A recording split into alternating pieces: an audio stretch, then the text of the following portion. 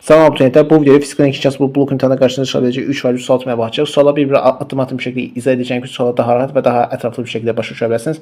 Bir xatırlatma da edim ki, əgər belə videoların davam edirsinizsə, video bəyənməyi, kanala abunə olmağı və videolar şərh yazmayı unutmayın.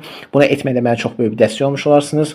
Hər birinizi çox sevirəm. O zaman başlayaq. Deməli, öncə birinci sualımızla başlayaq. Fotoresistors üzərində düşünün ki, işığın intensitini azaltılan ampermetrin voltmetrin göstəricidir, nə cür dəyişər?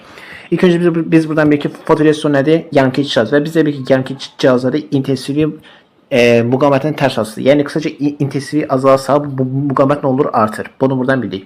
İndi gəlin və mən də buradan bilirəm ki, bu nədir? Ümumi dövrə, yəni tam dövrə. Tam dövrə üçün I düzsün yazsam, I bərabər deməli epsilon bölünsün R plus R. R foto. Buraya yazsam R foto. Çünki fotoresistor söhbət gedir ona görə. İndi fotoresistor müqaməti artdı. Əgər burada fotoresistor müqaməti artırsa, ümumi cəbr burada nə olur? Artır. Mən də bilirəm ki, I ümumi cəbr cəbrinə, yəni məxərcdəki cəbr cəbrinə tərs asılıdır. Yəni qısaca bu artırsa bu azalacaq. Onda bəlkə ki, I nə olur? Azalır. İndi ümumi dövrə üçün gərginlik düzsün yazsam, o bərabərdir epsilon çıxılsın I yerdir. Mən də bilirəm ki, I-nin azalması yavaş-yavaş mənfiyə doğru getməsi deməkdir. Əgər bu qiymət mənfidirsə, bu mənfilə də bu mənfi toqquşu olur nə müsbət. Belə çıxır ki, onda bu cəbr cəm nə olur? Artmış olur. Yəni qısaca onda bu cəbr cəm artırsa və bu da buna düz asılı olduğu üçün bu artırsa deməli bu da yəni gərginlik də artmış olacaq. Onda bəlkə ki, cəryan şiddəti azalır, gərginlik nə olur? Artır. Bir dənə təkrar danışsaq, I bərabərdə epsilon bölünsün R fotoresistor plus R kiçik R düzsü yazılır və biz buradan dedik ki, əgər ki intensitet azalsa fotoresistor müqaməti artır. Onda belə çıxır ki, bu artırsa bu nə olur? Azalır. O da bəbdə epsilon çıxılsın I yerdir. Yəni qısaca I-nin azalması mənfiyə doğru getməsi deməkdir. Niyə? Çünki artma müsbətdir, azalma mənfidir. Əgər burada azalırsa, yəni mənfi qiyməti alırsa, burada da mənfi var. Mənfi ilə də bu mənfi toqquşu olur nə müsbət. Müsbət ilə də artma. Deməli onda bəlkə ki, bu ümumi cəbr cəm artırsa, gərginlik də artmış olur. Yəni qısaca burada cavabımız nə olacaq? Ki, cəryan şiddəti azalar, gərginlik isə nə olar? Artar. Cavabımız olacaq A variantı. İndi keçək növbəti sualımıza. Sonraki sualımızda ikinci sualdan davam edir. Sabit gərginlik məbəlində termostat 2 lampa birləşdirmişdir. Termostat soyuqluqda lampaların parlaqlığı. İlk öncə biz burada baxırıq nəyə? Birinci mən bilirəm ki, bu hissələ bu hissə birinə palaya birləşir. Palaya birləşirsə L1 uyğun U1 və L2 uyğun U2, yəni gərginlik bunlar birinə bərabər. Yəni U1 bərabərdir U2, o da bərabərdir U'ya. Bunu buradan bileyim. İndi mən L2 uyğun cəryan şiddətini yazsam. I2 bərabər nə? Deməli U2 bölünsün. İndi burada hansı müqamət var? Termistor müqaməti. Yazsam nə? R termistor. Bunu buradan bildim. İndi burada bizə soruşur ki, termistor deyil soyuqluqda. Yəni qısaca temperatur nə olur? Azalır. Mən də bilirəm ki, termistor nədir? Yankı cihazı. Mən də bilirəm ki, yankı cihazlarda temperatur müqamətin tərs asıdır. Yəni qısaca temperatur azalırsa müqamət nə olur? Artır. Yəni termistor müqaməti nə olur? Artır. Demək onda bəlkə ki, burada termistor müqaməti nə olur? Artdı.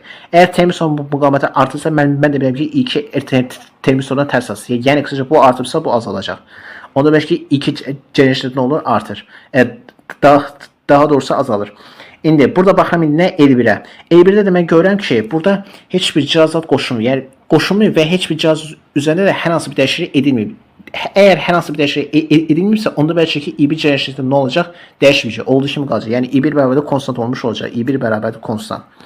Onda biz belə deyək. Əgər I2 cəryan şiddəti azalsa və biz də bilik ki, cəryan şiddəti parlaqlığından düz asılır, yəni ki, cəryan şiddəti azalsa, parlaqlığı azalırsa və yaxud da ki, cəryan şiddəti artırsa, parlaqlığı da artmış olur. Onda belə çıxır ki, I2 cəryan şiddəti azalsa, parlaqlığı da azalır. I1 cəryan şiddəti konstantsa, parlaqlıq dəyişimi olduğu kimi qalır. Onda cavabımız B olacaq. Deməli, I1-də dəyişməyəcək, yəni parlaqlıq dəyişməyəcək, olduğu kimi qalacaq.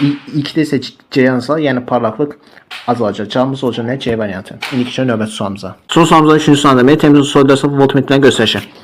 Demək ki, biz burada baxın nəyə? İlk öncə biz burada ümumi müqamət tapırıq. Yəni R ümumi bərabərdir, R ümumi bərabər. Deməli, R plus R termistor. Bunu buradan yazdım. Biz ilk öncə burada deyik ki, termostat soyudularsa, yəni termostat soyudularsa desə, deməli, temperatur nə olur? Azalır. Biz də bilirik ki, termistor nədir? Yankı cihazı və biz də bilirik ki, yankı cihazlarda temperatur müqamətin tərs asıdır. Yəni qısaca temperatur azalırsa, müqamət nə olur? Artır. Termistor müqaməti artır. Müqamət artırsa, deməli burada da artır. Bunu buradan bildik, burada da artır. Mən də bilirəm ki, bu ümumi cəbr cəm, yəni bu ümumi cəbr cəm buna düz asıdır. Mən ilk öncə görürəm ki, burada termistor müqamət nə olur? Artır. Onda bu ümumi cəbr cəmə uyğun olan ümumi də artmış olacaq. Yəni ümumi nə olur? Artır. İndi yəni qısaca burada nə yazayım? Ümumi artar. Bunu buradan bildik. İndi mən ümumi cəryan şiddəti düzsün yazsam, I bərabər deməli U bölünsün R ümumiyə. R ümumiyə. Mən ilk öncə buradan bilirəm ki, ümumi müqamət nə oldu? Artdı. Və biz də buradan bilirik ki, ümumiyyən tərsası, yəni qısaca ümumi müqavimət artırsa, i cərəyan nə olur? Azalır. Bunu buradan bilirik. İndi məndən soruşur ki, burada gərginlikdə nə cür dəyişir? Gərginliyin artıb azalmasını tapmaq üçün ilk öncə həmin o cihaza baxmalıyım ki, həmin o cihaza müqavimət dəyişməsin. Müqaviməti dəyişmə olan cihaz hansıdır? R-resistor. Onda mən belə çıxır ki, R-resistora uyğun U1 gərginliyi düşsün, mən buraya yazsam. Onda belə çıxır ki, U1 bərabərdir. Yəni buradan belə bir düz salınır. U1 bərabərdir. Deməli, I vursun nə? R1-ə. Mən ilk öncə buradan bilirəm ki, I cərəyan şərtində olur, azalır. Deməli, buradan olur, azalır. Onda belə çıxır ki, U1 ilə düz asıdır və I azalsa, U1 gərginliyi olur, azalır. Onda mən belə bir şey yazıram bura. Deməli, U1 və U2. Əgər U1 gərginliyi azalsa, deməli, burada da azalır. U da nədir? Konstantdır. Bunu buradan bildik. Əgər bu azalsa, bu artmalıdır ki, ümumi gərginlik konstant olmuş olsun. Onda U1 azalar, U2 artar. Cavabımız olacaq nə? U1 azalar, U1 azalar, U2 isə artır. Demək, cavabımız olacaq nə? B variantı. Belki bu videoda fizika inkişaf blok imtahanında qarşınıza sadəcə 3 valid sual etməyə baxdıq. Suala bir avtomatik bir şəkildə izah edeyim ki, sualı daha rahat və daha ətraflı bir şəkildə başa düşə bilərsiniz. Ümid edirəm ki, bu video sizə çox faydalı oldu. Əgər belə videolar davam edir, sizsə videoyu bəyənməyi, kanala abunə olmağı və videolara şərh yazmağı unutmayın. Bunu etməklə mənə çox böyük video dəstək olmuş olarsınız. Növbəti videolarda görüşənədək sağ olun, salamatçılıqla qalın.